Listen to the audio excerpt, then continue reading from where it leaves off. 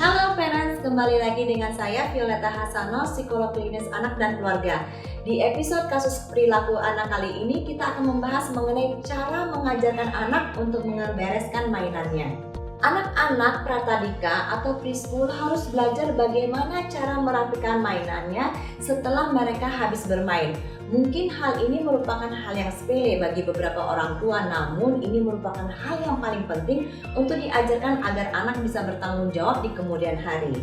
Di umur anak yang sudah menginjak 3 atau 4 tahun, mereka sudah memiliki kemampuan untuk membereskan mainannya dikarenakan di usia tersebut kemampuan motoriknya seharusnya sudah berkembang sesuai dengan tumbuh kembangnya.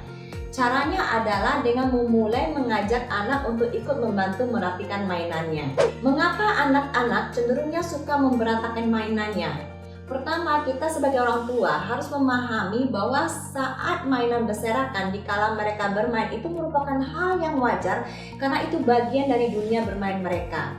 Ketika kita meminta mereka untuk membereskan mainan, bagi anak-anak di usia pradika tersebut merupakan sesuatu aktivitas yang membosankan.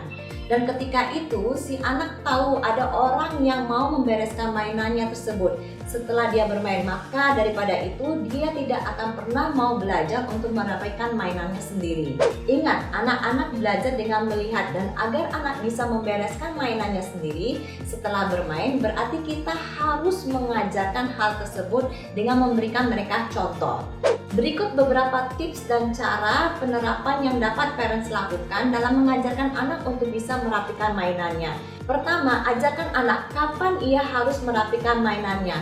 Salah satu caranya adalah saat si anak mengganti atau berganti aktivitas ke aktivitas lainnya, atau mau melakukan aktivitas lain, misalnya dari main mobil-mobilan ke kegiatan mau mewarnai. Nah, di saat itulah kita arahkan anak untuk merapikan mainannya terlebih dahulu sebelum si anak berganti ke aktivitas lainnya. Ingat, lebih baik merapikan mainan setiap hendak berganti aktivitas daripada ditunda sehingga mainan tersebut menjadi bertumpuk membuat anak akan malah jadi tambah malas untuk merapikannya. Langkah berikutnya, saat kita menyuruh anak untuk merapikan mainannya, kita harus memberikan contoh sembari mengajak anak sambil ikut bantu merapikan mainan tersebut. Salah satu caranya dengan menunjukkan barang-barang yang ada sekitarnya. Ambil tangan si anak sambil mengarahkan untuk merapikan mainannya bisa menjadi salah satu cara yang dapat dilakukan oleh parents. Dan secara perlahan kita kurangi pemberian arahan secara bertahap. Buat suasana merapikan mainan dengan suasana yang menyenangkan.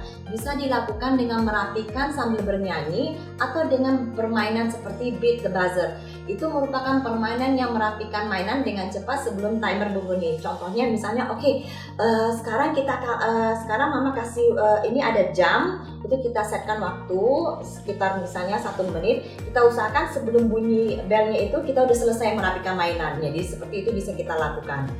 Nah, setelah anak sudah mulai bisa merapikan mainan dengan sendiri, kurangi bantuan dari kita. Karena pada akhirnya kita mau mereka mengerjakannya secara mandiri.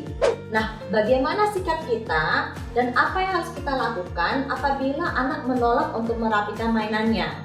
Nah, ketika anak menangis atau menolak untuk merapikan mainannya, abaikan perilaku negatifnya dan tetap dengan tenang arahkan anak untuk tetap merapikan sambil katakan setelah rapikan mainannya, anak baru bisa melakukan aktivitas lainnya.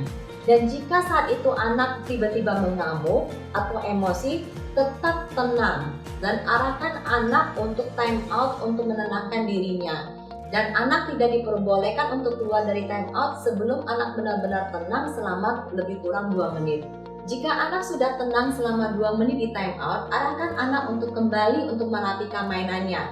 Berikan pujian jika anak merapikan mainannya, tapi jika anak masih menolak, maka berikan anak konsekuensi pilihan seperti sebelum kamu rapikan mainannya, kamu tidak diperbolehkan nonton TV, atau kamu boleh rapikan mainannya terlebih dahulu, baru setelah itu kamu boleh nonton TV. Jadi itu yang bisa kita lakukan, berikan konsekuensi. Sehingga anak akan belajar bahwa dengan semakin lama saya tidak merapikan mainannya, maka semakin lama saya di sini. Dan ingat, jangan pernah di situ ada yang membereskan mainannya, karena itu akan membuat anak semakin sulit untuk belajar merapikan mainannya sendiri. Oke, hello parents. Ini salah satu settingan yang bisa dilakukan oleh orang tua, cara mengajarkan anak pertama kali untuk membereskan mainan. Nah, untuk hal yang pertama yang bisa dilakukan orang tua adalah pada saat mengajak anak untuk merapikan mainannya, untuk awal pertama, tahapan pertama, orang tua harus ikut awalnya untuk merapikannya bersama. Nanti lama-lama secara perlahan kita kurangin bantuan kita. Nah, hal pertama yang bisa saya lakukan adalah jadi kita arahkan anak, ini sekarang waktunya untuk merapikan mainan. Ambil tangan anaknya, terus untuk mengambil mainnya, terus kita letakkan di sini. Yeay, mainannya ambil. Nah, ini artinya kita namanya memberikan contoh awal. Nah, setelah si anak sudah biasa untuk merapikan mainan, kita yang awalnya kita arahkan semuanya. Nah, sekarang kita cuma ambil mainannya.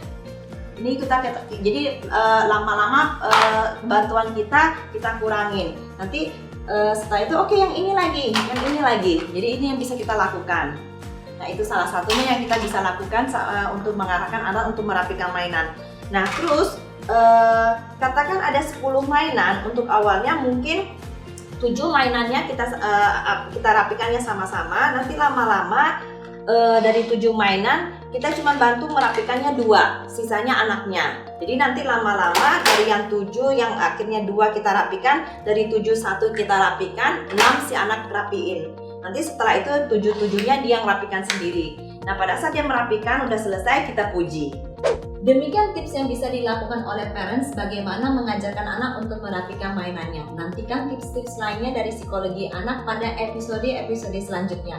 Dan jangan lupa saksikan terus psikologi anak setiap hari Rabu dan Minggu jam 8 malam. Saya Violetta Hasanov, sampai jumpa.